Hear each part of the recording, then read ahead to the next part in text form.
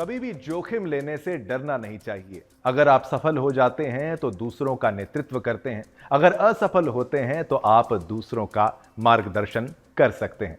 नमस्कार, आप देख रहे हैं सुदर्शन न्यूज। मैं हूं आपके साथ शिवम दत्त मेहता। 9 बजने वाले हैं और समय हो गया है आपके पसंदीदा शो यानी कि जनमत का, एकमात्र ऐसा शो जहां आप हर खबर पर पोल के माध्यम से भाग लेते हैं। सोशल मीडिया प्लेटफॉर्म एक्स पर जाकर वहां आप वोट करते हैं तो नतीजे हम आपको दिखाते हैं रोजाना 9 बजे से पहले ही आपके super prime time favourite show जनमत में। और जनमत में आज कौन से मुद्दे हैं आपके लिए जो लेकर आए हैं वो आपको बता दें। लीजिए ये फ्लोर ग्राफिक्स के माध्यम से आपके सामने। खालिस्तान पर हमला, जी हाँ, खालिस्तान पर किस प्रकार हमला हुआ है, कहां हुआ है, इसके बारे में आपको जानना चाहिए। बहुत गहरी चोट पहुंची है खालिस्तान को। फिर आगे बढ़ेंगे, अगला मुद्दा जो है उसके बारे में बात करेंगे। यूएन ने बोला झूठ, इसको बताएंगे। फिर चलिए आगे बढ़ते हैं। इसके बाद अगला कौन सा मुद्दा है वो भी आपको समझाने का प्रयास करेंगे कि भाई निशाने पर अल्लू अर्जुन जो है वो कैसे हैं। चलिए ये निशाने पर अल्लू अर्जुन, ये भी आपको बताएंगे कि बार बार इनको क्या टारगेट किया जा रहा है, ये विषय भी आपके लिए। फिर आगे बढ़ते हैं और संभल में खुलासे पर खुलासे, नए मंदिरों की चर्चा जो है वो शुरुआत हो चुकी है और नए मंदिर जो है वो नजर आते भी हैं क्योंकि है पूरा भारत सनातनियों का है। अब शुरुआत करेंगे चलिए खबरों की और सबसे पहले बात करेंगे सुदर्शन न्यूज की। सुदर्शन न्यूज के प्रधान संपादक और धर्म योद्धा डॉक्टर सुरेश चौहान के जी महाराष्ट्र पहुंचे, जहां सिन्नर विधानसभा के विधायक और कृषि मंत्री मणिकर राव कोकाटे को अपने हाथों नागरिका सम्मान से सम्मानित उन्होंने किया। इस अवसर पर धर्म योद्धा डॉक्टर सुरेश चौहान के जी ने कृषि मंत्री कोकाटे के कार्यों की सराहना की। सुरेश चौहान के जी ने कहा कि उनकी नीतियां और प्रयास किसानों के जीवन में सकारात्मक बदलाव लाएगा। ये विश्वास जताते हुए उन्हें हार्दिक शुभकामनाएं दी। तो वहीं कृषि मंत्री मणिकराव कोकाटे ने अपने संबोधन में धर्म योद्धा डॉक्टर सुरेश चौहान के जी का आभार भी व्यक्त किया। राज्य कृषि मंत्री ने कहा कि कृषि और किसानों के कल्याण के लिए वे लगातार प्रयासरत रहेंगे। उन्होंने ये भी बताया कि राज्य में कृषि क्षेत्र में नई तकनीकों और योजनाओं के माध्यम से किसानों की आय को दोगुना करने की दिशा में काम करता रहूंगा। इस कार्यक्रम में सिन्नर तहसील के वरिष्ठ नेता प्रकाजी वाजे, सीमांतिनी कोकाटे समेत बड़ी संख्या में स्थानीय नागरिक, किसान और समाज सेवी उपस्थित थे। तो ये तस्वीर आपने देखी और यहाँ पर डॉक्टर सुरेश चौहान की जी कृषि मंत्री मणिकराव कोकाटे को सम्मानित करते हैं। नियोजनातली गोष्ट त्रुटी म्हणून राहून गेली, आपण त्याचा आदरपूर्वक आम्हाला माफ करावं।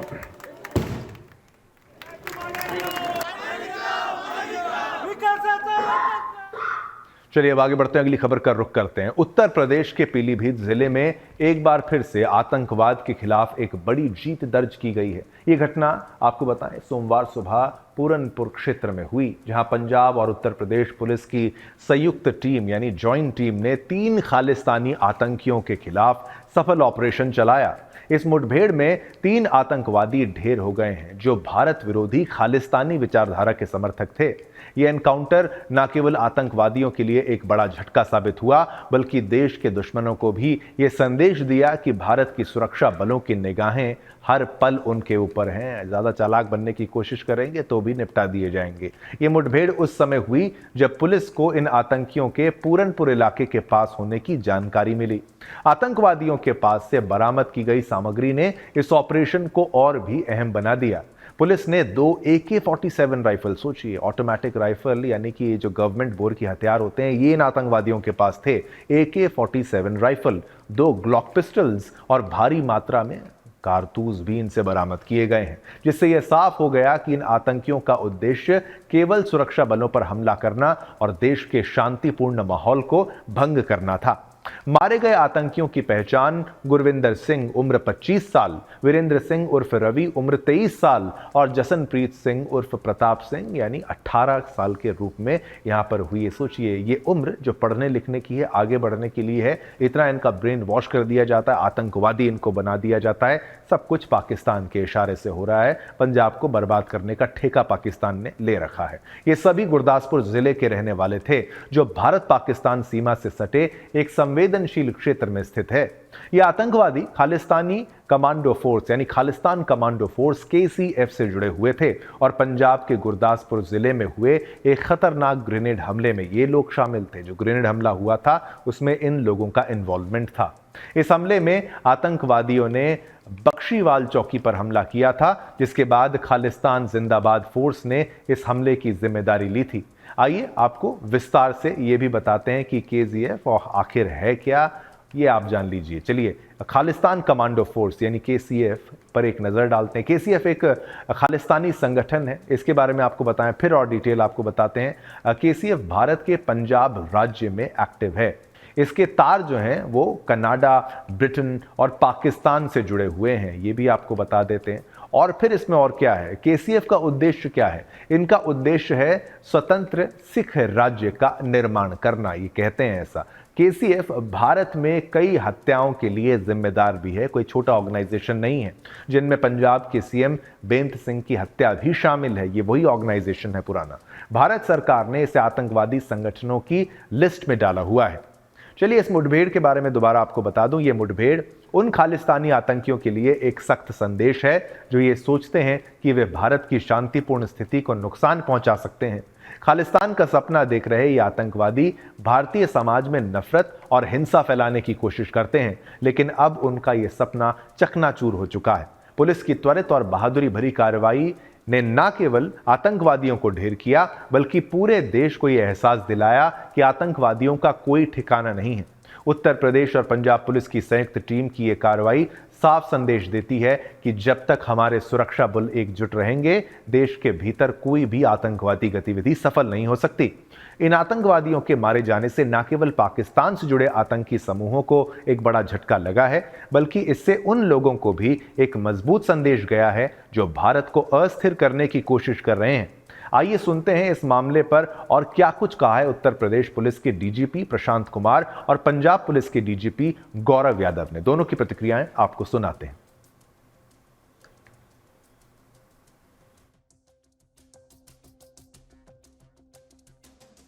आपने देखा होगा कि आज सुबह सुबह तड़के जैसे ही real time information Punjab police के साथ मिली थी, कितनी त्वरित गति से कार्रवाई करते हुए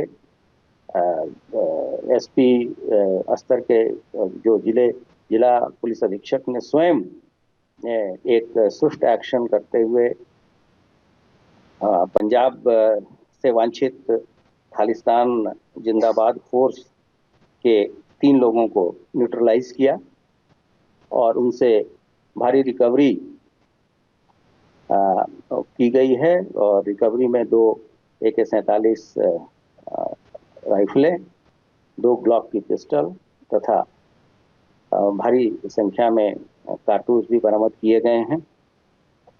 इन चीज़ों के बारे में जो माइन्यूट डिटेल है वो वहाँ के अधिकारी खुद ADG, IG तथा SP के द्वारा विस्तृत प्रेस वार्ता की जाएगी। लेकिन मैं यहाँ पर ये इंसिस्ट करना चाहूँगा कि हमारा LO वर्टिकल है, लॉ एंड ऑर्डर का वर्टिकल है, तथा अन्य स्टेट के साथ जो इंफॉर्मेशन शेयरिंग का जो हमारा सिस्टम है वो उसने रियल टाइम इंफॉर्मेशन को रिसीव किया और उसको तत्काल हमारे फील्ड में उसको भेजा और सभी चीज़ें हमारे मुख्यालय से वरिष्ठ अधिकारियों ने मॉनिटर किया। In a major breakthrough against ISI-sponsored terrorism in Punjab, a joint operation of UP Police and Punjab Police has led to an encounter with 3 operatives of Khalistan Zindabad Force in district Pilibhit, UP. In this encounter, 2 AK-47 rifles and 2 Glock pistols have been recovered.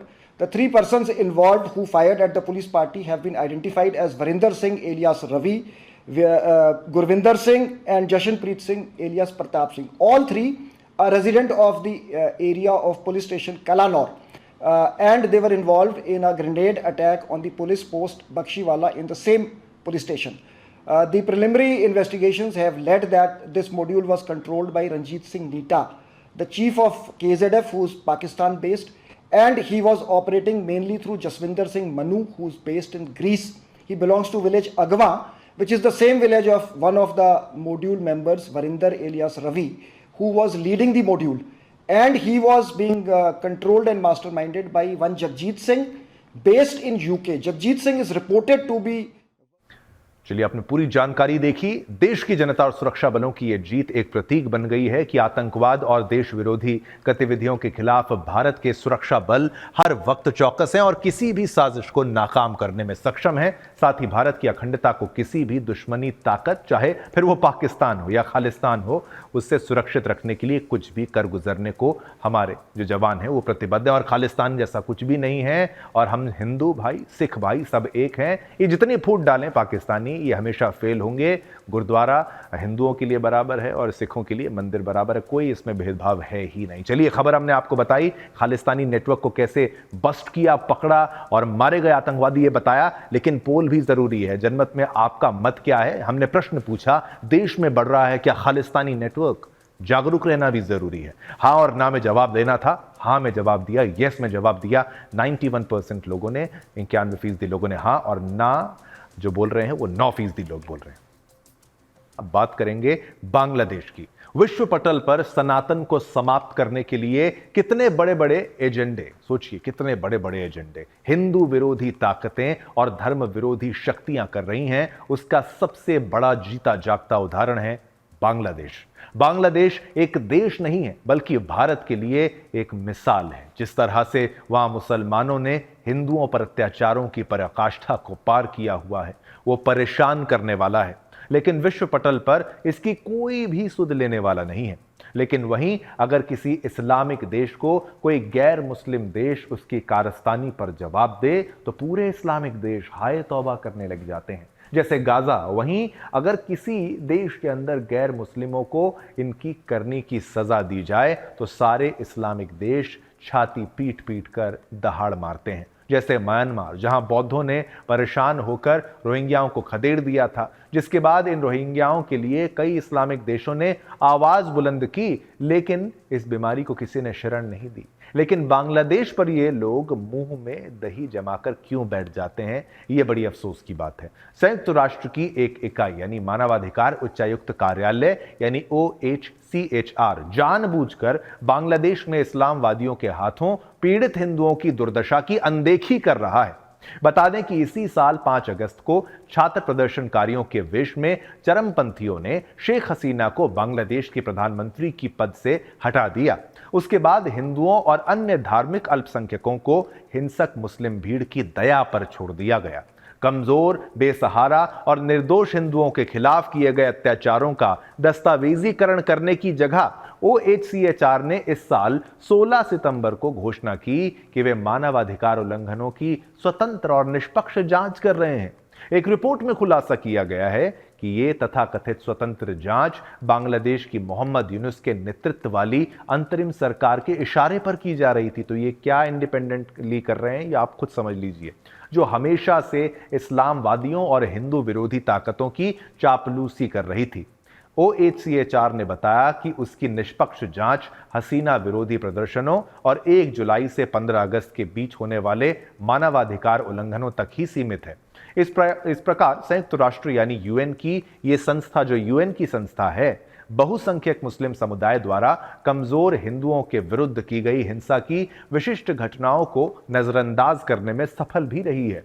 OHCHR, जो भारत में मानवाधिकारों की स्थिति के बारे में बकवास करने के लिए जाना जाता है, इसने बड़ी ही चालाकी से अंतरिम सरकार को जवाबदेह बनाने से बचा लिया है। यानी यूनुस सरकार की जिम्मेदारी नहीं है, ये कह रहे हैं। इस संस्थान ने अपनी घोषणा में कहा कि तथ्य खोजी टीम यानी फैक्ट फाइंडिंग टीम को तथ्यों को स्थापित करने, जिम्मेदारी की पहचान करने, मूल कारणों का विश्लेषण करने और बांग्लादेश के लिए पिछले मानवाधिकार उल्लंघनों को संबोधित करने और उनको फिर से होने से रोकने के लिए ठोस कदम उठाने की जिम्मेदारी सौंपी गई थी। OHCHR और इन जैसे संस्थाओं के इस तरह की जांच पड़ताल करने के ढंग ने बांग्लादेश में अल्पसंख्यक हिंदू समुदाय के लिए पारदर्शिता और न्याय की किसी भी उम्मीद को खत्म कर दिया है। जबकि मानवाधिकार उच्चायुक्त कार्यालय ने जानबूझकर बांग्लादेशी हिंदुओं की दुर्दशा का दस्तावेजीकरण यानी रिकॉर्ड करने से परहेज किया है। लेकिन कहीं ना कहीं चिन्मय कृष्ण प्रभुदास जी और उनके सहयोगियों की हाल की गिरफ्तारी, हिंदू संगठन इस्कॉन पर प्रतिबंध लगाने का प्रयास और राजद्रोह के मामलों के जरिए हिंदू विरोध को दबाने की कोशिशें मोहम्मद यूनुस की अंतरिम सरकार के तहत व्यवस्थित उत्पीड़न को उजागर करती हैं। ईश निंदा के बहाने हिंदुओं पर हमले के कई मामले सामने आए। हृदयपाल, उत्सव मंडल, पार्थ विश्वास पिंटू, आकाश दास और उत्सव कुमार के हालिया मामले से दिखने के लिए काफी हैं, ये दिखाने के लिए काफी हैं कि एक प्लान और प्लांट किए गए मामले थे। अब तक हिंदुओं के खिलाफ हिंसा को फर्जी, अतिरंजित या राजनीति से प्रेरित बताकर कमतर आंकने के कई प्रयास जो प्रयास हैं वो किए जा चुके हैं। लेकिन सुदर्शन न्यूज लगातार बांग्लादेश में हो रही हिंदुओं के खिलाफ हिंसा के लिए आवाज उठाता था, उठाता रहेगा। उसके लिए विश्व पटल तक ही क्यों ना दबाव बनाना पड़े। ये वो तस्वीरें हैं जो तब की सबसे पहले आपने जो देखी थी जनमत और खासतौर पर सुदर्शन न्यूज पर। खबर को आपने जाना। अब इसी के साथ इस खबर पर हमने पोल के माध्यम से जो प्रश्न आपसे पूछा है जनमत में, क्योंकि आपके कार्यक्रम जनमत में हर खबर पर पोल होता है, हिंदुओं के लिए आवाज उठाने से बच रहा है यूएन, और ये लीजिए तो एक तरफा ही है, बिल्कुल सत्य बता रहा है। 99% लोग कह रहे हैं कि हिंदुओं के लिए आवाज उठाने से बच रहा है यूएन। साउथ के सुपरस्टार और भारत के सुपरस्टार और सुपरहिट फिल्म पुष्पा 2 के एक्टर अल्लू अर्जुन के आवास पर 22 दिसंबर को पत्थरबाजी करके उनकी संपत्ति को नुकसान पहुंचाने का प्रयास हुआ। पुलिस ने इस मामले में 6 लोगों को पकड़ा, जिन्हें सोमवार सुबह तक बेल भी मिल गई। अब इसी मामले में एक बीआरएस नेता ने दावा किया है कि आरोपितों में से एक तेलंगाना के मुख्यमंत्री रेवंत रेड्डी का आदमी था। वहीं कांग्रेस नेता ने इन आरोपों पर कोई बयान नहीं दिया। बता दें कि 22 दिसंबर को उस्मानिया यूनिवर्सिटी की जॉइंट एक्शन कमेटी के लोगों ने जुबली हिल्स में जबरन घुसने की कोशिश की थी। उनकी मांग थी कि उस महिला के परिजनों को 1 करोड़ रुपए दिए जाएं, जिसकी मौत में भगदड़ के दौरान उनकी मौत हो गई थी, उसको 1 करोड़ रुपए मिले। इस पूरे मामले को मैं बताऊं इससे बेहतर है कि हमारी जो स्पेशल रिपोर्ट है आप वो देखिए, ताकि डिटेल में आप इसकी गहराई को समझ पाएं।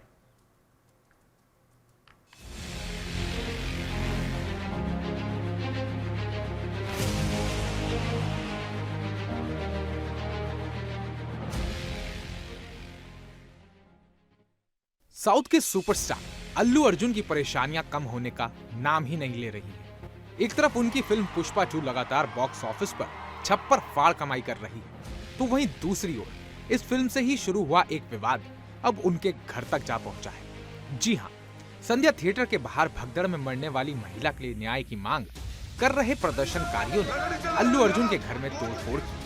उस्मानिया यूनिवर्सिटी जॉइंट एक्शन कमेटी के सदस्यों के रूप में पहचाने जाने वाले प्रदर्शनकारियों ने अल्लू अर्जुन की संपत्ति को नुकसान पहुंचाया। इस हमले के बाद अल्लू अर्जुन ने बड़ा फैसला लिया और वो अपने बच्चों के साथ घर छोड़कर सुरक्षित स्थान पर चले गए। मीडिया रिपोर्ट्स की माने तो अल्लू ने अपने बच्चों को अपने पिता के घर पहुंचा दिया है। इसी बीच एक वीडियो इंटरनेट पर सामने आया है, जिसमें अल्लू अराहा और अल्लू अयान को परिवार के कुछ सदस्यों के साथ कार में बैठकर परिसर से बाहर निकलते हुए देखा गया। कार को मीडिया ने घेर लिया और उन्होंने कार में बैठी एक चिंतित अराहा को कैद कर लिया।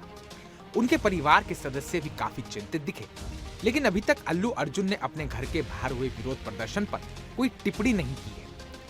लेकिन उनके पिता निर्माता अल्लू अरविंद ने रविवार रात मीडिया से बात की और उनके घर पर हुए हमले को संबोधित किया। उन्होंने हमले की निंदा की और कहा कि इस तरह की घटनाओं को बढ़ावा नहीं दिया जाना चाहिए। उन्होंने कहा कि उनके घर पर जो कुछ हुआ उससे सभी ने देखा है, लेकिन अब समय आ गया है कि वे लोग उनके अनुसार काम करें। इसी बीच विरोध प्रदर्शन के सिलसिले में 6 लोगों को गिरफ्तार किया गया है, लेकिन सबसे ज्यादा हैरत की बात तो ये है कि पुलिस ने तोड़फोड़ के मामले में जिन 6 लोगों को पकड़ा था उन्हें सोमवार सुबह तक बेल भी मिल गई, वो भी बिना किसी शर्त के। सुनिए क्या कहना है वकील साहब का। जो कल इंसिडेंट हुआ, ये जो अलीजेड इंसिडेंट है, अल्लू अर्जुन का घर पे जो हमला हुआ बोल के जो पुलिस वाले केस लगाए, पूरा 7 सेक्शन का ऊपर केस लगाए सो है। वो केस में पूरा जो भी है वो उस्मानिया यूनिवर्सिटी स्टूडेंट्स है, उन लोग पीसफुली डिमॉन्स्ट्रेट कर रहे थे।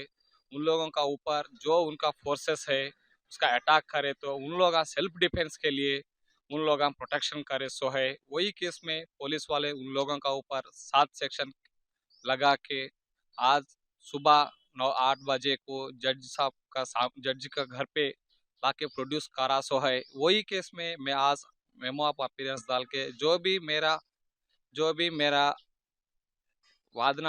भी मेरा आर्गुमेंट है वो आर्गुमेंट करा। जो सेक्शन में 331 क्लास 5 में जो जज साहब कुछ क्वेश्चन उठाए थे वही क्वेश्चनों के ऊपर जो भी जवाब दिया था वो जवाब का ऊपर जो भी कोर्ट सेटिस्फाई हुआ था। एक इंसान टैक्स पेयर है, इतना बड़ा बिजनेस अभी सिनेमा को दिया और एक बहुत ही तहजीबदार इंसान, उसके साथ आप इस तरह से कोई पर्सनल रिवेंज है? कांग्रेस की सरकार को जवाब देना है, वहां के मुख्यमंत्री को, वहां के प्रशासन को कि कलाकार के साथ आपने इस तरह का बर्ताव क्यों किया? क्या रीजन है? क्या पर्सनल रिवेंज है? क्या आपने कोई पर्सनल रंजिश निकाल रहे हैं? आज पूरे कलाकारों के लिए मतलब एक आज ऐसा लग रहा है कभी भी कोई खींच के लेके जाएगा कांग्रेस के स्टेट में जहां भी उनकी सरकार होगी। देखिए, मुझे लगता है सब सुलझ भी गया है, सब ठीक ही है और बोलते हैं अंत भले का भला। So just want to wish and congratulate मैंने उनके साथ काम भी किया है, all the best for him. और सब टीम को सेलिब्रेट करना चाहिए। But like I said, actor की जिंदगी है, उतार चढ़ाव चलते रहते हैं, बट जो अंत में सब कुछ अच्छा होता है वो हो रहा है। भगदड़ मच गई, एक आदमी की मौत हो गई, लोग घायल हो गए। अब इसमें एक्टर का क्या कसूर है? थिएटर की जिम्मेदारी जो है थिएटर के एडमिनिस्ट्रेशन की, वो तो एक्टर के हाथ में नहीं है। अगर भगदड़ मची है तो उस क्राउड को कंट्रोल करना तो एक्टर का काम नहीं है। अब अगर यही वजह है गिरफ्तारी की तो ये वजह मेरी समझ से बाहर है। पता कर लेके बोलता हूँ। चलिए, आपने पूरी खबर देखी, रिएक्शंस भी आपको हमने दिखाए और चलिए इस खबर पर भी हमने पोल के माध्यम से आपसे जो प्रश्न पूछा वो भी आपकी टेलीविजन स्क्रीन पर कि आखिर अल्लू अर्जुन के घर पर हुआ हमला एक साजिश है क्या? 96% 96% लोगों ने कहा हाँ साजिश है। बहुमत, प्रचंड बहुमत ये मानता है कि हाँ बहुत बड़ी साजिश है। हम बात करेंगे पोप की, जो कि सबसे बड़ी पदवी के रूप में ईसाई धर्म यानी क्रिश्चियनिटी में। इजराइल ने शनिवार को पोप फ्रांसिस के गाजा में इजरायली हवाई हमलों की निंदा करने पर दोगला व्यवहार करने का यानी दोगला व्यवहार होने का आरोप लगाया है। पोप ने वेटिकन में अपने वार्षिक क्रिसमस संबोधन के दौरान, जो इनका पर्व होता है, उसमें गाजा में शुक्रवार को हुए इजरायली हवाई हमलों पर टिप्पणी की, जिसमें कम से कम 25 फिलिस्तीनियों की मौत हो गई थी। पोप ने कहा, कल बच्चों पर बमबारी की गई, ये क्रूरता है, ये युद्ध नहीं है। मैंने ये इसलिए कहा क्योंकि ये दिल को छूने वाला है। आइए आपको सुनवाते हैं कि क्रिश्चियन समुदाय के सबसे बड़े यानी जो पोप होते हैं उन्होंने क्या कुछ कहा, वो आप सुनिए।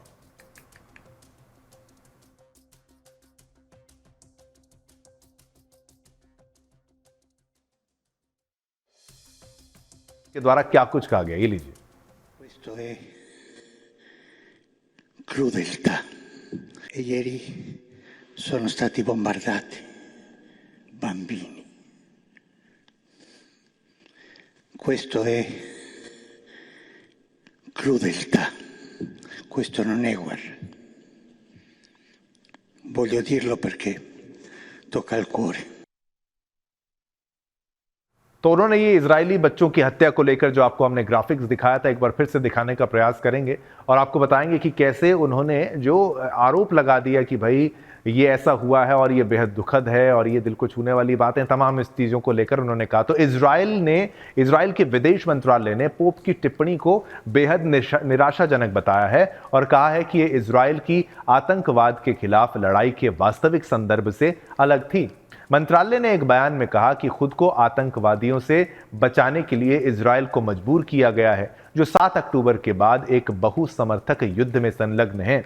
इजराइल ने इस टिप्पणी का विरोध करते हुए कहा कि क्रूरता वे है जब आतंकवादी बच्चों के पीछे छिपकर इजराइल के बच्चों को मारने की कोशिश करते हैं। क्रूरता वे है जब आतंकवादी 442 दिनों तक 100 बंधकों को, जिनमें बच्चे भी शामिल हैं, पकड़ कर रखते हैं और उनका शोषण करते हैं। दिखाते हैं आपको वो पोस्ट जिसमें इजराइल ने ये सब कुछ कहा है, साथ ही और क्या कुछ कहा है इजराइल ने, इस पर भी नजर डालते हैं। स्क्रोल भी आपके लिए हमने तैयार किया, अनुवाद भी आपके लिए तैयार किया है, कुछ पलों में वो भी आपको हम धीरे धीरे दिखाएंगे। चलिए, मैं चाहूंगा ये स्क्रोल और ये पूरा जो है ट्वीट आपको फुल करके दिखाते हैं। आतंकवादी क्रूरता का जिक्र किया है। उन्होंने लिखा है इस पोस्ट में कि आतंकवादियों द्वारा, ये लीजिए, इजरायली बच्चों की हत्या की कोशिश करते समय बच्चों के पीछे छिपे आतंकवादी क्रूरता है। ये क्रूरता है। आतंकवादियों द्वारा 442 दिनों तक एक बच्चे सहित 100 लोगों को बंधक बनाए रखना और उनके साथ दुर्व्यवहार करना, यह क्रूरता है। दुर्भाग्य से पोप ने इस सब को नजरअंदाज करने का फैसला किया है, साथ ही इस तथ्य को भी कि इजरायल की कार्रवाइयों ने उन आतंकवादियों को निशाना बनाया है जिन्होंने बच्चों को मानव ढाल के रूप में इस्तेमाल किया है। तो गाजा में युद्ध 7 अक्टूबर को, ये लीजिए, और भी क्या, उसमें पोप की टिप्पणियां विशेष रूप से निराशाजनक हैं, क्योंकि वे जिहादी आतंकवाद के खिलाफ इजराइल की लड़ाई के सच्चे और तथ्यात्मक संदर्भ से अलग हैं। एक बहुमोर्चा युद्ध, यानी कई मोर्चों पर लड़े जाने वाला युद्ध, जो 7 अक्टूबर से शुरू होने के लिए मजबूर किया गया था। युद्ध में किसी भी निर्दोष व्यक्ति की मृत्यु एक त्रासदी है, ये उनके द्वारा कहा गया, इजराइल के द्वारा। इजराइल निर्दोषों को नुकसान रोकने के लिए, उनका नुकसान जो है रोकने के लिए असाधारण प्रयास करता है, जबकि हमास फिलिस्तीनी नागरिकों को नुकसान बढ़ाने के लिए असाधारण प्रयास करता है। दोष केवल आतंकवादियों पर लगाया जाना चाहिए, ना कि उनके खिलाफ अपनी रक्षा करने वाले लोकतंत्र पर। यह उनके द्वारा कहा गया, इजराइल के द्वारा। उन्होंने आगे कहा, यहूदी राज्य और उसके लोगों के दोहरे मानदंड और एकाकीपन बहुत हो गया, बहुत हो गया। ये उनके तरफ से आया। चलिए वापस आते हैं और गाजा में आपको बता दूं, ये स्क्रोल तो आपको दिखाया, मैं आपको बताऊं, गाजा में युद्ध 7 अक्टूबर 2023 को शुरू हुआ था, जब हमास के आतंकवादियों ने दक्षिणी इजराइल में हमला किया था, जिसमें लगभग 1200 इजरायली नागरिक मारे गए थे और 251 लोग बंधक बनाए गए थे। इस हमले के बाद से इजराइल ने गाजा में हमास के खिलाफ सैन्य अभियान शुरू किया। पोप फ्रांसिस, जो दुनिया के 1.4 अरब कैथोलिक्स, जो कैथोलिक इनका होता है, समुदाय होता है क्रिश्चियंस का, उसके नेता हैं, आमतौर पर संघर्षों में पक्षपाती होने से बचते हैं, लेकिन हाल ही में उन्होंने इजराइल के सैन्य अभियानों पर अधिक मुखर प्रतिक्रिया दे डाली है। पोप ने शनिवार को यह भी कहा कि यरूशलेम के कैथोलिक जो है, उनको शुक्रवार को गाजा क्षेत्र में कैथोलिकों से मिलने जाने की अनुमति नहीं दी गई है, लेकिन इस बारे में इजराइल के अधिकारियों का कोई जवाब नहीं आया। हाल ही में वेटिकन में एक नाटिविटी दृश्य को लेकर विवाद हुआ था, जिसमें यीशु के बच्चे को एक कैफिया, पारंपरिक फिलिस्तीनी स्कार्फ पर रखा गया था। इस दृश्य को हटा लिया गया था, जिससे इजराइल के साथ वेटिकन के रिश्तों में तनाव बढ़ गया। इजराइल और वेटिकन के बीच बढ़ते तनाव के बावजूद पोप की टिप्पणियां इस बात का संकेत हैं कि उनका झुकाव कहीं ना कहीं फिलिस्तीनियों की तरफ है, जबकि इजराइल ने अपनी कार्रवाई को आतंकवादियों के खिलाफ रक्षा के रूप में बताया है। तो अब ये पोप बनाम इजराइल हो चुका है, जहां पर मानवाधिकारों का ठेका क्या केवल इजराइल ने लिया है, ये बड़ा प्रश्न है। चलिए, हमने अंतर्राष्ट्रीय बात तो कर ही ली, अब आते हैं भारत की एक मुख्य खबर की ओर। लेके चलते हैं आपको उत्तर प्रदेश और बात करेंगे संभल की। यूपी के संभल और चंदौसी में चल रही खुदाई में रोज नए नए खुलासे हो रहे हैं। हर दिन नई नई चीजें यहां पर मिल रही हैं। रहस्यमयी चीजों से दबे संभल में मंदिर और कुएं मिला, तो चंदौसी में खुदाई के दौरान वहां पर बावड़ी और प्राचीन इमारत मिली है। बावड़ी की खुदाई चल रही थी कि एक लंबी सुरंग भी मिल गई। सुरंग मिलने के बाद भी खुदाई जारी रही। सुरंग मिलने की खबर के बाद डीएम मौके पर पहुंचे और अतिक्रमण हटाने के निर्देश दिए। आपको बता दें कि संभल का इतिहास बहुत पुराना है। शास्त्रों की महाभारत काल से आज तक बड़ा विस्तृत इतिहास है इस जगह का। जो प्राचीन चीजें यहाँ पर मिलेंगी वो सबकी हैं, वो सभी की हैं, साक्षी विरासत हैं। जो तमाम चीजें वहां मिली हैं वो विरासत हैं, वो साक्षी हैं, विरासत हैं। इसका सबको फायदा मिलेगा। आपको बता दें कि संभल के चंदौसी शहर के लक्ष्मणगंज में प्राचीन बावड़ी की खुदाई सोमवार को दूसरे दिन भी जारी रही। खुदाई में रोज नए नए खुलासे हो रहे हैं। हर दिन नई नई चीजें मिल रही हैं। रहस्यमय चीजों को समेटे संभल में मंदिर और कुआं मिला, तो चंदौसी में खुदाई के दौरान बावड़ी और प्राचीन इमारत मिली। इसे अतिक्रमण मुक्त किया जाएगा। सुरंग मिलने की खबर के बाद डीएम मौके पर पहुंचे और अतिक्रमण हटाने के निर्देश दिए। संभल के जिला अधिकारी राजेंद्र पेंसिया ने बताया कि यहां एक बावड़ी मिली है। इसे लगभग 150 से 200 वर्ष पहले निर्मित किया गया था। इसके नीचे के 2 तल मार्बल के हैं। ऊपर का तल ईंटों का है जो दिख भी रहा है। ऊपर की मिट्टी हटाएंगे। अभी 190 वर्ग मीटर पर अतिक्रमण है, उसे मुक्त कराया जाएगा। अतिक्रमण तो चरम पर है संभल में। जिन्होंने अतिक्रमण किया है उन्हें नोटिस दिया जाएगा। यहां पर मिले मंदिर को लेकर कोई विवाद नहीं है। रानी की बावड़ी की खुदाई के बाद से ही यहां 3 मंजिला बावड़ी मिली है। वहीं यहां रानी रही सुरेंद्र बाला की पोती राजकुमारी शिप्रा बाला ने बताया कि यह इलाका पहले हिंदू बाहुल्य था। फिर से सुनिए, हिंदू बाहुल्य था और आज क्या हाल है आप सब जानते हैं। बाद में इस राज परिवार के कई हिस्सेदार होने के बाद यहां की जमीनों को बदायूं के अनेजा को बेच दिया गया। अनेजा ने इसकी प्लॉटिंग करके मुसलमानों को इसको बेच दिया। दरअसल संभल में बवाल तब शुरू हुआ जब कोर्ट ने शाही जामा मस्जिद के सर्वे का आदेश दिया। इस दौरान पुलिस पर पथराव हुआ।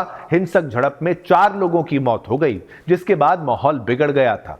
इस हिंसा के बाद जब उपद्रवियों की तलाश में सर्च ऑपरेशन चलाया गया तो बिजली चोरी का मामला सामने आया। लेकिन 14 दिसंबर को पुलिस उस वक्त हैरान रह गई जब दीपा राय इलाके में चेकिंग के समय अचानक एक मंदिर मिल गया जो सन 1978 के बाद से बंद बताया जा रहा है। यह मंदिर समाजवादी पार्टी के स्थानीय सांसद के घर से महज 200 मीटर की दूरी पर था। तो संभल बार बार जो है वो सच उगल रहा है और जमीन से सनातन के इतने सबूत मिल रहे हैं कि आप इसको कैसे रोकेंगे। चलिए, इस खबर पर भी हमने पोल के माध्यम से आपसे जो प्रश्न पूछा वो भी आपको बता देते हैं। संभल में जिहादी सच छुपाने की कोशिश कर रहे हैं क्या, यानी जिहादी सच छुपा रहे हैं? 97% लोगों ने कहा हां और 3% लोगों ने कहा ना, यानी बहुमत मानता है कि हां, संभल में जिहादी सच छुपाने की कोशिश कर रहे हैं। अब आगे बढ़ते हैं। एक बड़ा मुद्दा है, ट्रंप से जुड़ा हुआ है, इसलिए आपको जानना जरूर चाहिए। अब बात करेंगे पनामा नहर की। जी हां, पनामा नहर जो प्रशांत महासागर और अंटार्कटिक महासागर को जोड़ती है। ध्यान से सुनिएगा, ये थोड़ी ज्योग्राफी भी समझ जाएंगे और इससे इकोनॉमी यानी व्यापार भी समझ जाएंगे। विश्व व्यापार के लिए यह बेहद महत्वपूर्ण मार्ग है। 82 किलोमीटर लंबी ये नहर है जो अमेरिका व्यापार के लिए रणनीतिक महत्व रखती है। 99 यानी 1999 तक अमेरिका के नियंत्रण में ये थी, लेकिन एक समझौते के तहत इसे पनामा को सौंप दिया गया था। अब अमेरिकी राष्ट्रपति जो अब शपथ ले लेंगे कुछ समय बाद, थोड़ा ही समय बाकी है, डोनाल्ड ट्रंप ने, जो जीत चुके हैं वहां के, डोनाल्ड ट्रंप ने एक बार फिर इस नहर के अमेरिकी नियंत्रण में वापस लेने की बात कह डाली है, जिससे वैश्विक राजनीति में अब भूचाल सा आ गया है, हलचल मच गई है। लोग डर गए हैं क्या करने वाले हैं डोनाल्ड ट्रंप। ये बड़ी बातें भी करते हैं, बड़े निर्णय भी लेने के लिए जाने जाते हैं। आगे बढ़ने से पहले एक नजर पनामा कैनाल के इतिहास पर डालते हैं, वो भी आप देखते जाइए। ट्रंप ने आपको बताऊं कि सोशल मीडिया पर पोस्ट करते हुए कहा, इतिहास आप पढ़ते चलिए, मैं आपको बताता जाऊंगा। पनामा नहर अमेरिका के लिए, उन्होंने क्या कहा ट्रंप ने, पनामा नहर अमेरिका के लिए एक महत्वपूर्ण राष्ट्रीय संपत्ति है जो हमारी अर्थव्यवस्था और राष्ट्रीय सुरक्षा में अहम भूमिका निभाती है। उनका यह बयान केवल अर्थव्यवस्था तक सीमित नहीं था, बल्कि इसमें चीन की बढ़ती क्षेत्रीय ताकत का भी संकेत था।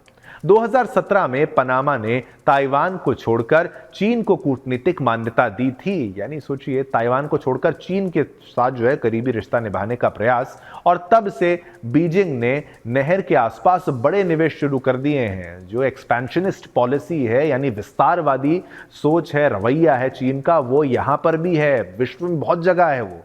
तो चीन ने आसपास के क्षेत्रों में निवेश करना शुरू कर दिया पनामा के। चीन की हांगकांग स्थित कंपनी पीपीसी अब पनामा नहर के दोनों छोर के प्रमुख बंदरगाहों का संचालन करती है। तो चीन उस बंदरगाह का संचालन करता है जो कभी अमेरिका के द्वारा जो बनाए गए क्षेत्र है, पनामा कैनाल है, उसमें अब चीन का एक तरीके से अतिक्रमण है। इस पर अमेरिकी अधिकारियों की चिंता बढ़ गई है, क्योंकि इससे चीन को नहर के संचालन पर प्रभाव डालने का मौका मिल सकता है, यानी अफेक्ट कर सकता है। ट्रंप के बयान के साथ साथ अमेरिकी रक्षा विशेषज्ञों का मानना है कि यह स्थिति अमेरिकी वाणिज्य और सुरक्षा के लिए खतरे की घंटी है।